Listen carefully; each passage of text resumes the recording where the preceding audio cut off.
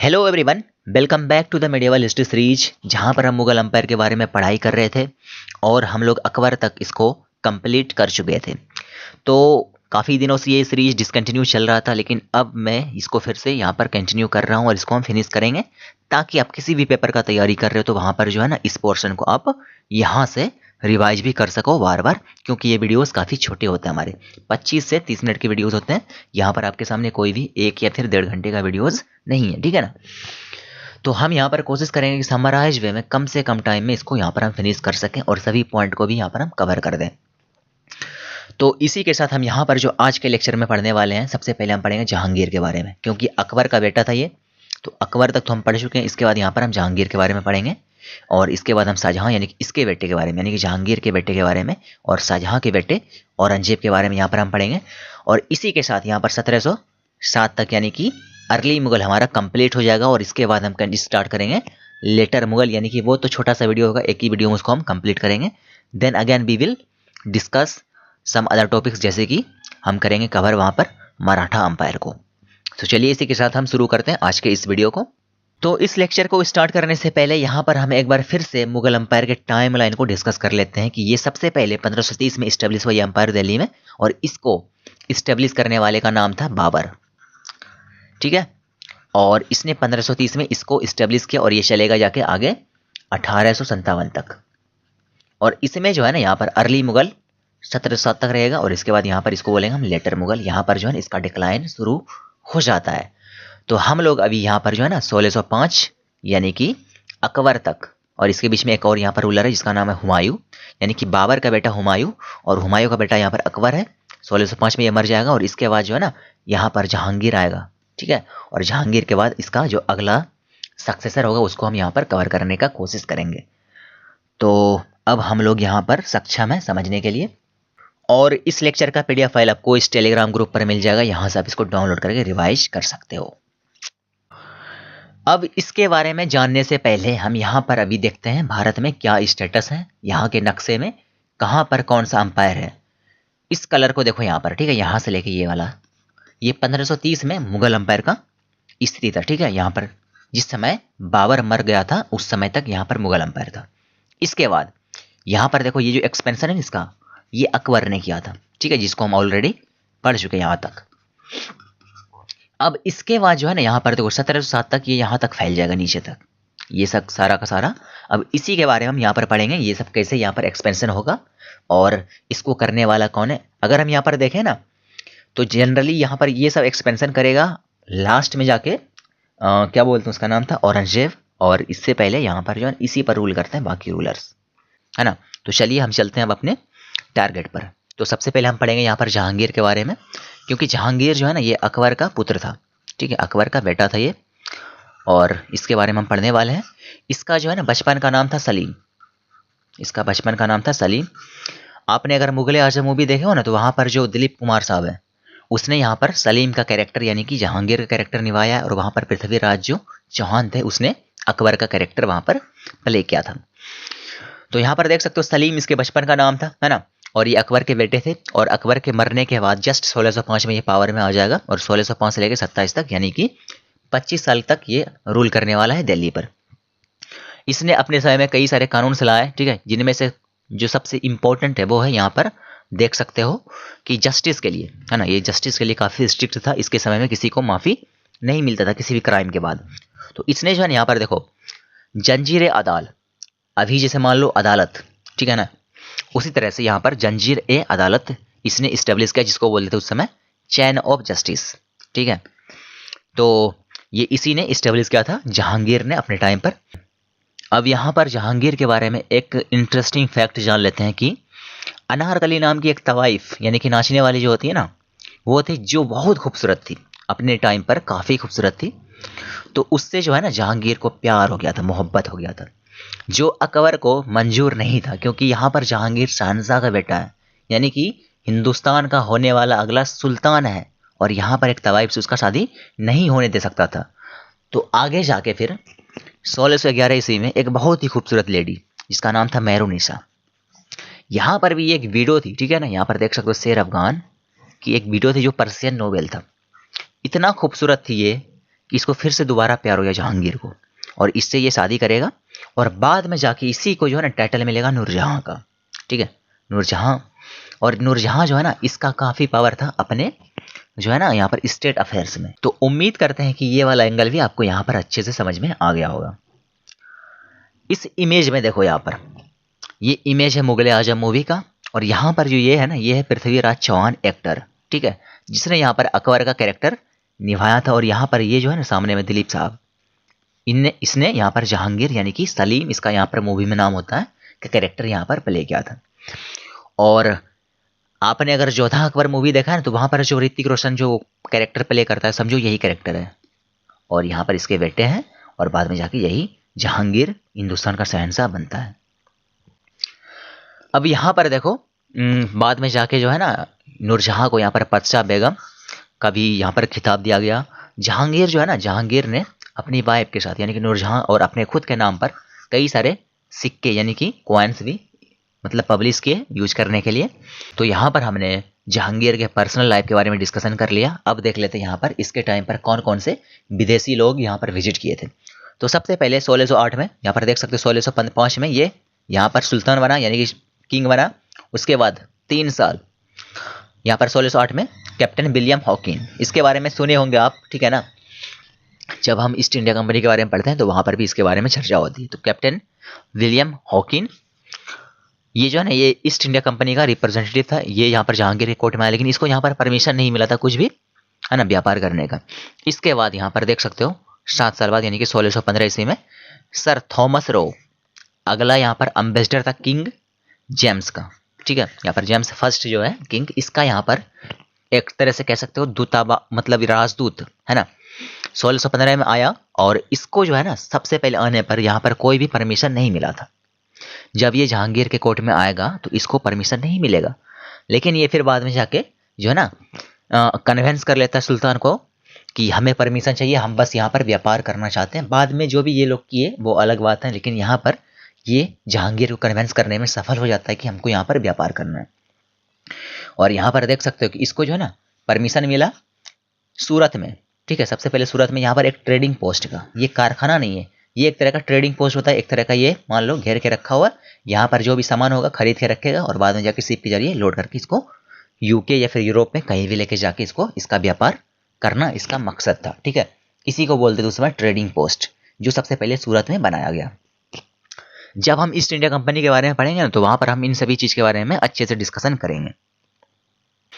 अगर political challenge की बात करें तो सबसे पहले यहाँ पर देखो मेवाड़ जो है ना 1615 में, यहाँ से काफी बड़ा इसको चैलेंज मिल रहा था राणा अमर सिंह की तरफ से।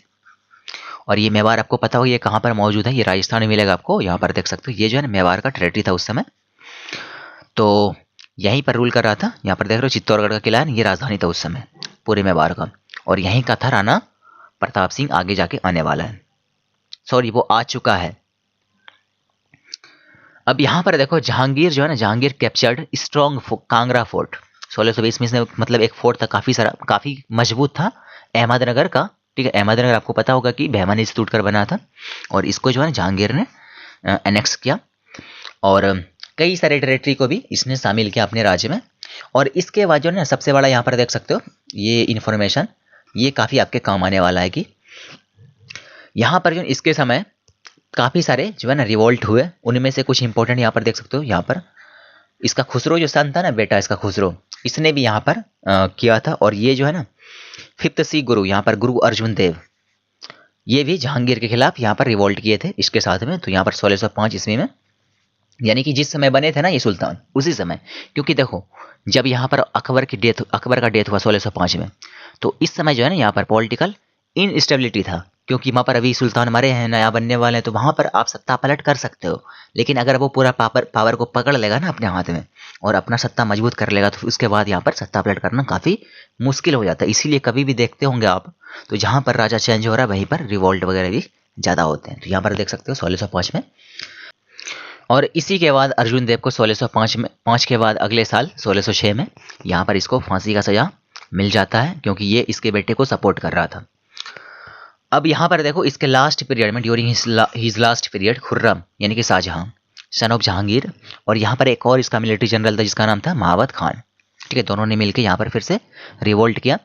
और यहाँ पर देख सकते हो दोनों का 1622 से लेकर 25 तक यहाँ पर खुर्रम यानी कि शाहजहां ने, और फिर महावत खान ने 27 में 16 मतलब 26-27 में यहाँ पर रिवोल्ट किया था इसके टाइम पर, क्योंकि यहाँ पर भी इसका जो है ना लास्ट टाइम था, यानी कि मरने वाला ही था। इसने अपने टाइम पर एक बुक लिखा, यहाँ पर देख सकते हो तुजू के जहांगीरी। आपको पता होगा कि तुजू के बाबरी बाबर के बारे में था, तुजू के जहांगीर के बारे में था। और इसको भी यहाँ पर इसका लैंग्वेज देख सकते हो, पर्शियन भाषा में इसको लिखा गया था। और इसको बाद में जाके लाहौर में, ठीक है, पाकिस्तान का जो लाहौर है ना शहर, तो वहाँ पर इसको दफना दिया गया, यानी कि बरीड कर दिया गया। तो हमने जहांगीर के बारे में काफ़ी सारा इन्फॉर्मेशन देखा, ठीक है, उसके पर्सनल लाइफ के बारे में और उसका जो पॉलिटिकल लाइफ था उसके बारे में भी देखा, उसके टाइम पर कौन कौन से रिवोल्ट हुए थे इसके बारे में भी हमने देखा। अब जो इसके बेटे थे खुर्रम, जिसने अपने फादर के टाइम पर रिवोल्ट भी किए थे, उसी का नाम था शाहजहां। अब इसके बारे में हम लोग यहाँ पर पढ़ने वाले हैं। 1628 से लेकर 58 तक इसका जो टाइम पीरियड है ना, ये काफ़ी ज़्यादा यहाँ पर देख ही सकते हो, लगभग 30 साल का इसका टाइम पीरियड है।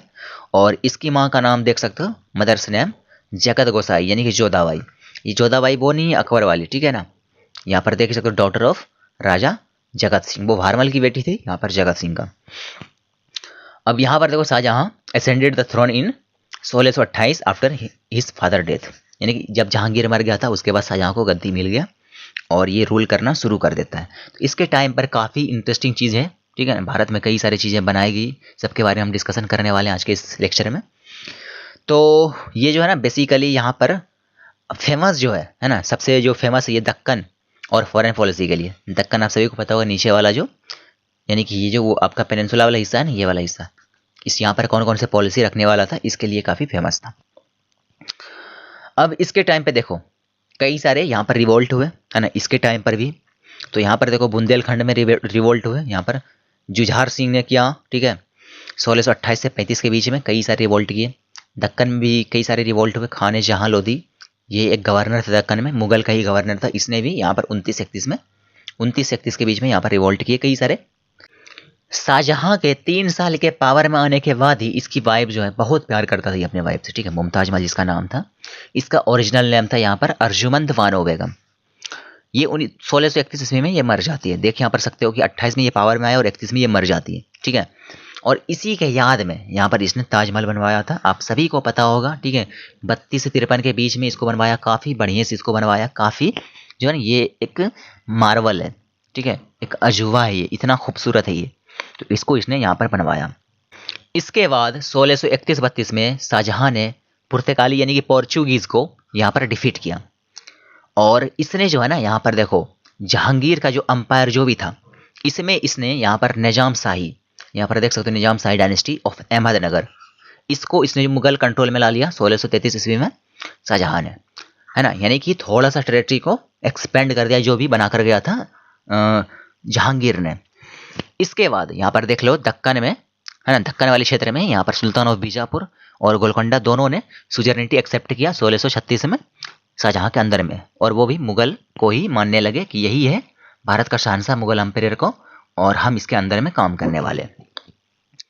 और इसने जो है ना यहाँ पर देख लो he sent his army to Balkh in order to secure the defence of north western India, यानी कि वो जो अफगान वाला क्षेत्र है ना, नॉर्थ वेस्टर्न यानी कि ऊपर और इस तरफ वाला क्षेत्र, तो वहाँ पर इसको यहाँ पर सिक्योर करने के लिए अपने आर्मी को भेजा। क्योंकि यहाँ पर है ना क्या है ना कि शाहजहां कांधार को भी रिकवर करवाया, जो यहाँ पर 1638 ईस्वी में ईरान के द्वारा काफ़ी सारा यहाँ पर डैमेज किया गया था, और बाद में जाके इसको यहाँ पर सिक्योर किया गया 1647 ईस्वी में, ठीक है ना। और कई सारे यहाँ पर अपने कैंपेन भी भेजे। मुराद इसके बेटे का नाम था, औरंगजेब इसका बेटा था, और दारा सबसे बड़ा बेटा था, ठीक है, इन सभी के यहाँ पर। और इन तीनों में जो है ना यहाँ पर देखो औरंगजेब काफ़ी लड़ाकू था, और ये दारा जो है ना, दारा लड़ाई वगैरह उतना पसंद नहीं करता था, ये बस सबसे प्यारा बेटा था शाहजहां का। और इसके टाइम पर यहाँ पर कई सारे ट्रेवलर्स भी आए, जैसे कि फ्रेंच ट्रेवलर थे, इसने इसके बारे में डिस्क्राइब किया। यहाँ पर देखो बर्नियर है, ठीक है, और यहाँ पर टेवर्नियर है, ये सभी के सभी यहाँ पर इटालियन ट्रेवलर भी थे, ठीक है, निकोली मानुची, ये सब इसके बारे में अपने हिसाब से लिखते हैं कि शाहजहां ने अपने टाइम पर कैसे कैसे काम किए थे। अब यहाँ पर देखो पीटर जो मुंडी थे ना, डिस्क्राइब्स द फेमाइन। यहाँ पर फेमाइन का मतलब पता होगा सूखा जो पड़ता है ना, और वहाँ पर भूखमरी होता है, तो इसी को फेमाइन बोलते हैं। जो शाहजहाँ के टाइम पर हुए थे, इसके बारे में इसी ने डिस्क्राइब किया है, पीटर मोंडी ने। और शाहजहाँ के रेन को जो है ना मार्क किया जाता है pinnacle of the Mughal dynasty and empire. ये सब चीज़ तो थोड़ा सा वो ग्लोरीफाई करने के लिए है। इसके बाद शाहजहाँ ने आर्ट एंड कल्चर के फील्ड में काफ़ी सारे जो है डेवलपमेंट के, यानी कि इसको प्रमोट किया काफ़ी सारा। और आर्किटेक्चर के फील्ड में तो पता ही होगा आप सभी को कि रेड फोर्ट यानी कि लाल किला, ठीक है, जहाँ पर 15 अगस्त में झंडा फहराते हैं।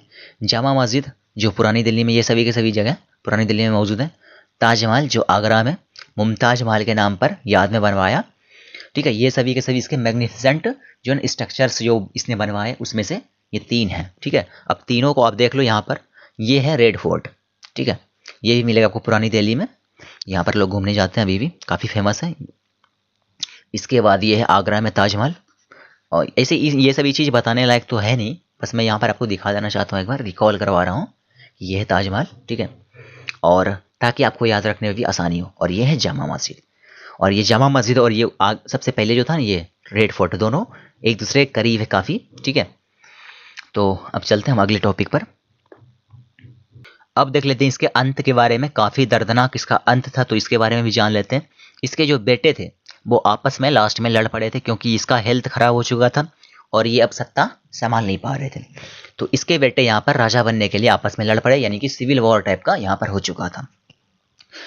तो यहाँ पर जो है इन सभी में यहाँ पर 1657 में लड़ना शुरू किया आपस में सारे के सारे, और कई सारे 3-4 यहाँ पर बैटल लड़ने वाले हैं जो हम औरंगजेब के टाइम पर पढ़ेंगे। और इसके बाद यहाँ पर जो सबसे पावरफुल बनकर उभरने वाला है वो है औरंगजेब, ठीक है, और वही जाके आगे सत्ता संभालने वाला। यहाँ पर देखो एक यहाँ पर फैक्ट ये है कि इसका जो सबसे बड़ा बेटा था ना शाहजहाँ का, उसका नाम था दारा शिकोह, जो सबसे प्यारा था शाहजहाँ का, और उसी को ये राजा बनाना चाह रहा था। लेकिन यहाँ पर औरंगजेब जो है ना काफ़ी पावरफुल था, क्योंकि ये 12 या 13 साल की उम्र से ही बैटल लड़ रहा था, और दारा शिकोह को अपने पास रखता था शाहजहाँ हमेशा।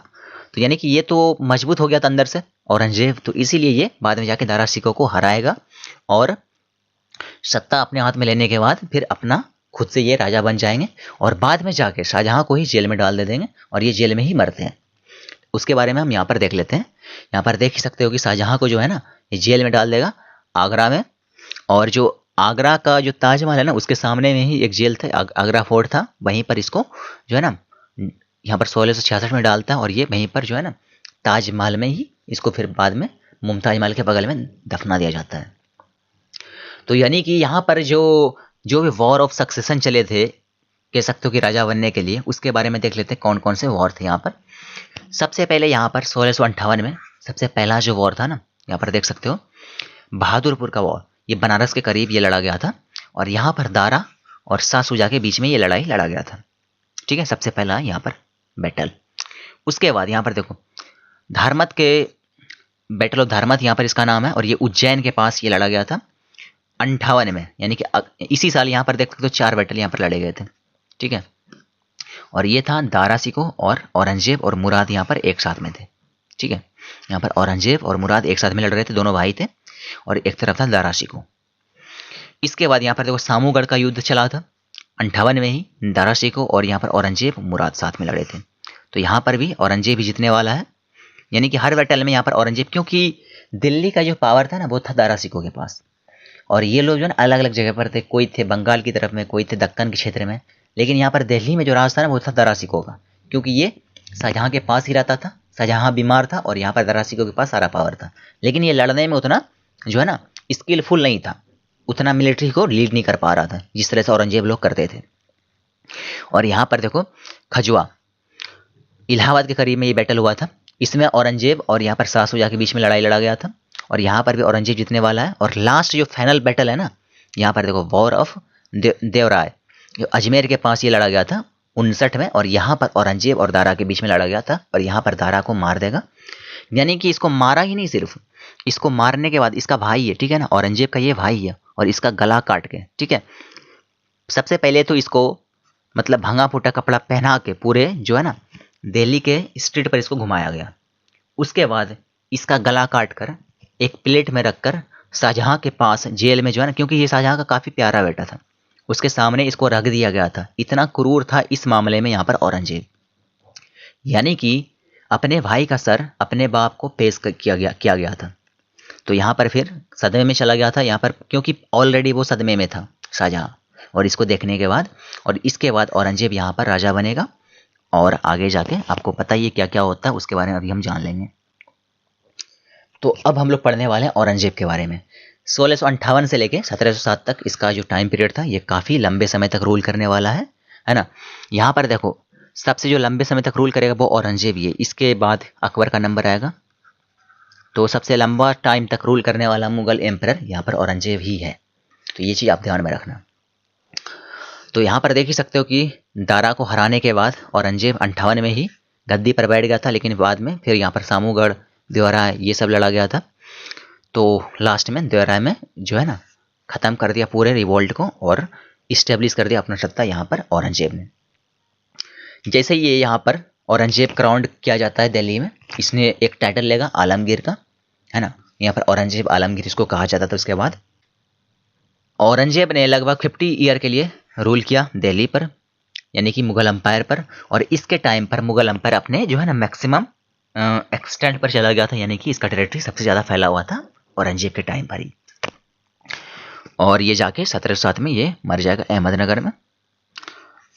ठीक है, अब देखते हैं आगे इसके बाद क्या होता है।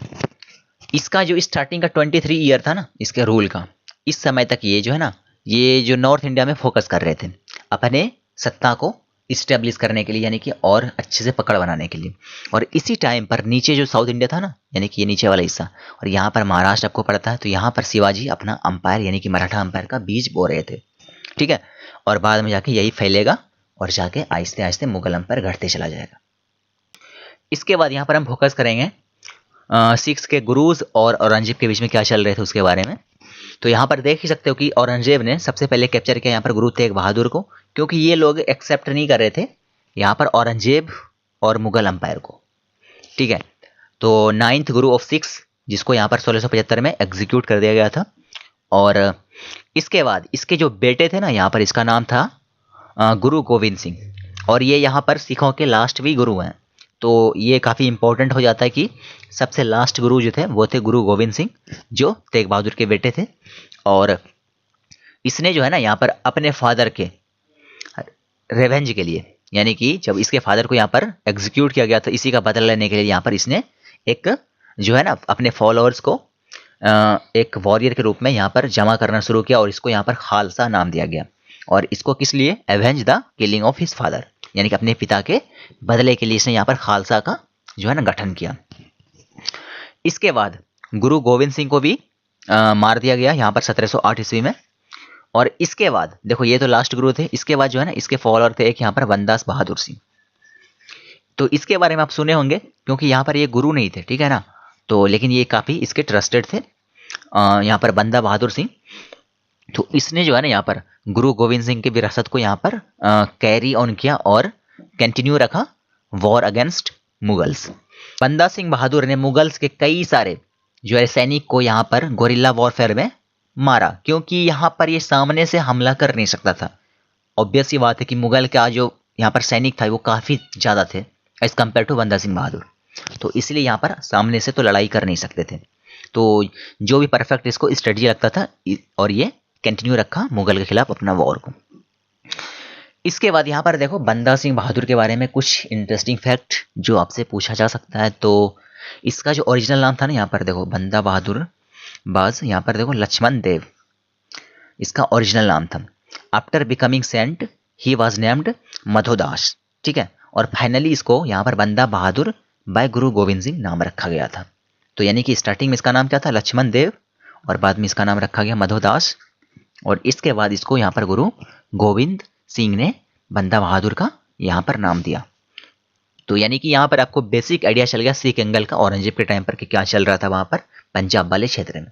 अब यहाँ पर देख लेते हैं मुगल कॉन्क्वेस्ट के बारे में कि इस समय औरंगजेब का जो एंडिंग था, यानी कि 1707 तक, यहाँ पर जो है ना अपने क्लाइमैक्स तक पहुँच चुका था मुगल एम्पायर। यानी कि यहाँ तक जितना एक्सपेंशन करना था ये कर चुका था, इसके बाद ये एक्सपेंशन अपना नहीं कर पाएगा, क्योंकि यहाँ पर देख सकते हो as Bijapur and Golconda were annexed in 1686-87 में इसको भी कैप्चर कर ही लिया था। तो यानी कि इस समय तक मुगल एम्पायर में शामिल था अफगानिस्तान, पाकिस्तान, इंडिया और बांग्लादेश जो अभी का देश है, ये सभी के सभी मुगल टेरिटरी का ही पार्ट था। और इसी में जो है ना एक जगह से यहाँ पर मराठा अंपायर उग रहा था। तो यहाँ पर देख ही सकते हो कि औरंगजेब जो है ना यहाँ पर डाइड इन 1707, और इसके बाद इसको यहाँ पर दौलताबाद में इसको बरीड यानी कि इसको दफना दिया गया। अब यहाँ पर देखो इसके बारे में जो छोटा छोटा फैक्ट है कि ही वॉज कॉल्ड जिंदा पीर, द लिविंग सेंट, जजिया कर वाज इंट्रोड्यूस्ड, यानी कि इसने फिर से री इंट्रोड्यूस्ड कर दिया, क्योंकि अकबर ने इसको जजिया कर को हटा दिया था और इसने इसको फिर से लाया था, ठीक है ना। और लेकिन इसके समय जो मनसबदार थे ना, हिंदू मनसबदार, इसका जो मतलब कह सकते हो नंबर्स थे वो औरंगजेब के टाइम पर कुछ ज़्यादा ही थे, ठीक है। वो मेंटेन रहा, मतलब जो अकबर के समय में स्टार्ट हुआ था वो मेंटेन रहा औरंगजेब तक। और इसके बाद ठीक है जो इसके बेटे सब आएंगे वो सब लड़ेंगे आपस में, और इसके बाद मुगल का डिक्लाइन शुरू हो जाएगा। अब यहाँ पर देख लेते हैं कि मुगल अंपायर के डिक्लाइन का क्या इंपॉर्टेंट रीजन थे। तो सबसे जो बेसिक है ना ऑब्वियस रीजन कि इसके जो सक्सेसर थे अगले औरंगजेब के वो काफ़ी वीक थे और अनवर्दी, यानी कि सुल्तान बनने लायक नहीं था, किंग बनने लायक नहीं था वो, और उसको कोई और ही कंट्रोल कर रहा था। और इसी के बाद ये अपना ग्लोरी खोते चला गया।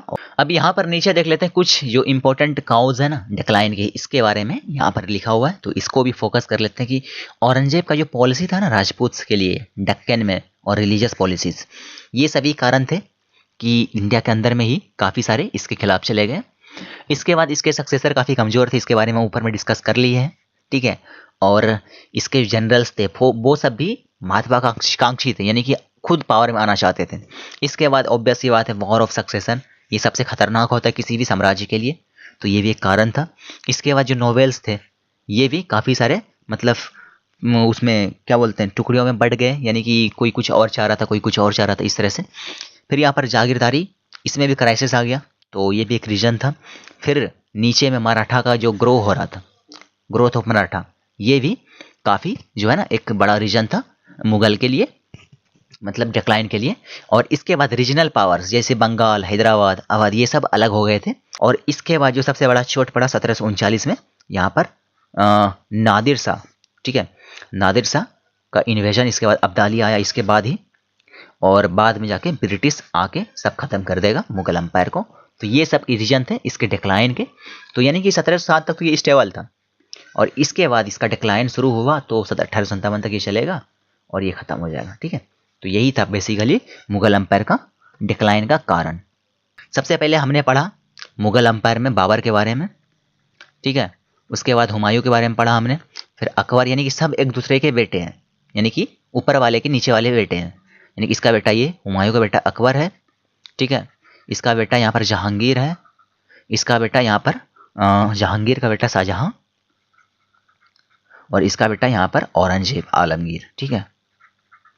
तो यानी कि इन सभी के बारे में यहाँ पर इन छेबों के बारे में हम लोग पढ़ चुके हैं। अब लेटर मुगल जो है ना ये छोटा सा वीडियो होगा, वहीं पर हम सारे एम्पायर को कवर करेंगे 1857 तक, और मुगल अंपायर हमारा फिनिश हो जाएगा।